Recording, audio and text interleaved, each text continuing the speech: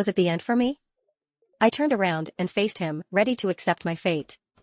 I recognized Philip, the village butcher, standing in front of me in his blood-stained apron with a cleaver in his right hand. He plunged his left hand in his pocket, from which I expected him to pull out a large pair of kitchen scissors. Instead, he took out a very small vial and slipped it inside my pocket. Shush, he made with a finger in front of his lips, before closing the door. I just sat in the darkness, completely defeated, hearing the muffled voices of the souls in the house until they left. I remained there until Edlin opened the door and found my empty self ready to respond to the call of the void. You okay? That was so close. A chance that Byron found you first. He's the one who helped earlier with the Terrence, she called. It's too much. I'm done, I quietly spoke. What do you mean exactly? Edlin asked. This family, the arguments, the fights, and now the lies? And also you zombies? It's too much, I'm done with that, I tried answering. Something quick flirted with my head as Edlin kicked the basement door behind me. It shattered in multiple pieces while I protected my head with my hands. Surprised by her reaction and afraid of having angered the soul, I just looked at Edlin in silence. You don't know. You just don't know what it's like to be there. To be gone. Having something to say to someone, something to do, but you just can't. Edlin spoke, trying hard to retain her tears. You don't know what me or all the crazies out there would give to get a piece of what you have. I personally would do anything to see my son just one more time. She added. Edlin, I just said quietly. Look boy, this is your choice. The rebel's just trying to help here.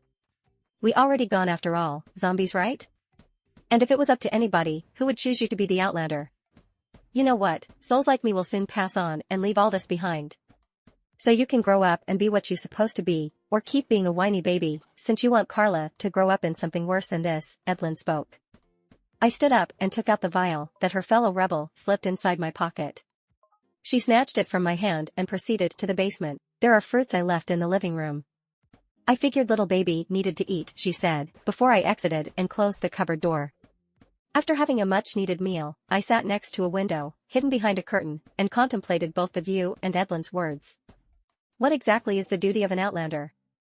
What will my family and all those people become if I fail to whatever is required of me?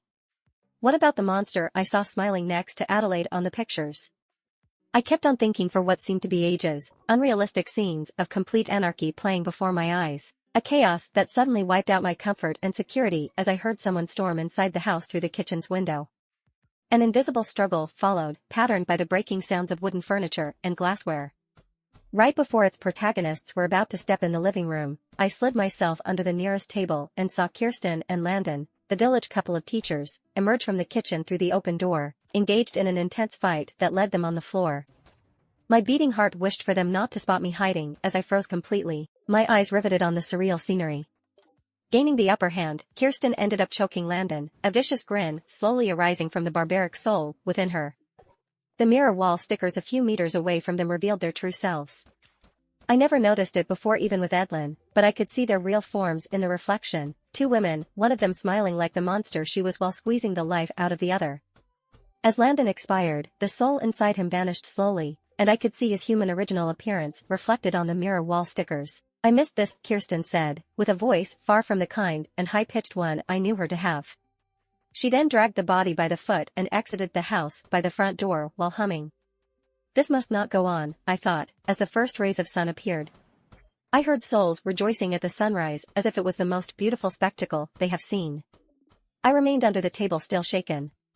The kind Kirsten we all knew in the village was not capable of such horror, especially when it came to her soulmate. She would then wake up the next day, find her husband gone and not even know that it happened by her hands. How cruel.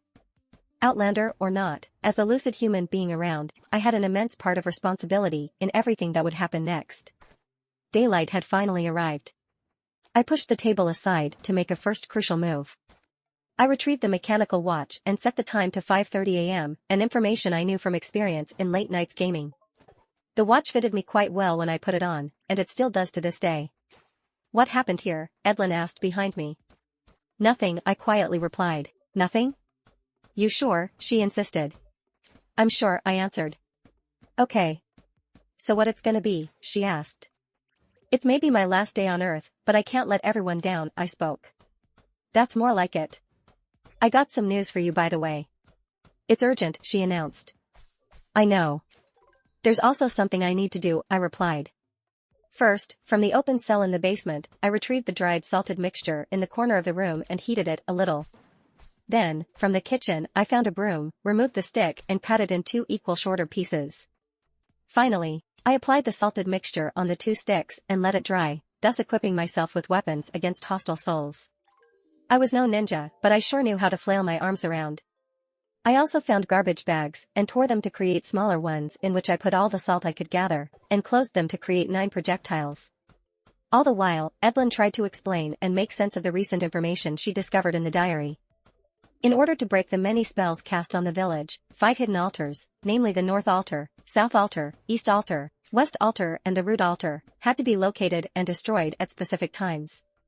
They were guarded by Red Eye's most faithful and competent lieutenants. Nevertheless, the Root Altar had to be taken down before midnight or before the end of the blackout, the West Altar at 9 p.m., the East Altar at 3 p.m., the North Altar at 12 p.m. and the South Altar at 6 a.m. Do you think the watch works? This is sunrise, and we need to know the time, Edlin asked. 5:56, I replied. What? She let out. In panic, she then quickly showed me a drawing in the diary which I recognized to be a detailed map of the village, but without any name or writing, and with the locations of the altars circled.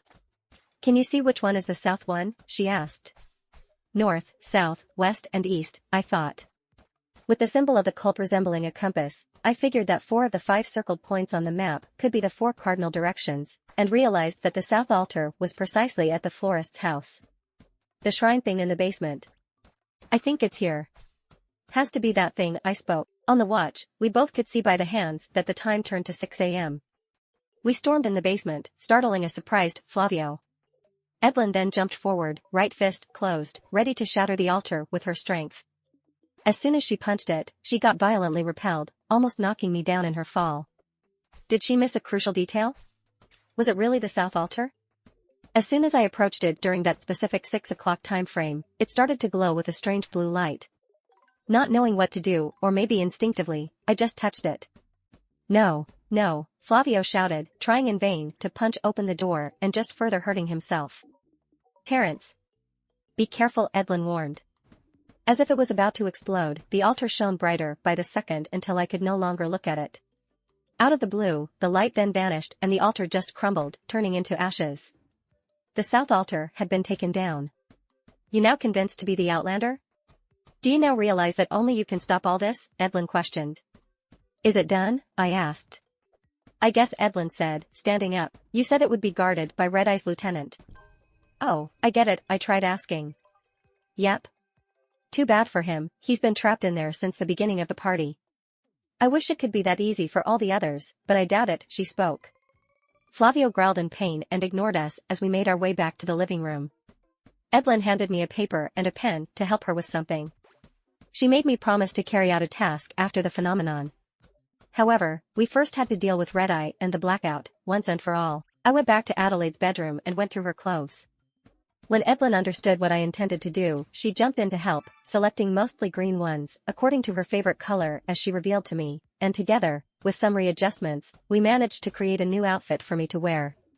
My plan was to add a mask that covers my entire face, to try hiding in plain sight, but Edlin proposed a ninja-type mask to avoid raising too many eyebrows as she had something much better in mind. I told you that I had a plan. This is part of it, she said, handing me the small vial. With the mix of the last ingredients, it should be ready by now, she added. What's that? I asked. You'll see. Just drink it, she encouraged.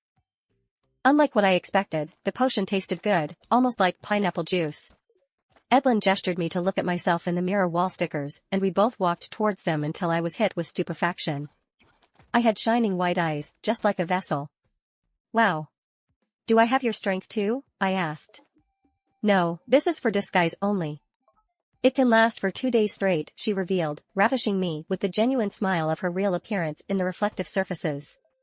While getting ready to depart, I wore Edlin's backpack after hiding my salt weapons inside. Then we waited indoors to avoid unnecessary exposure.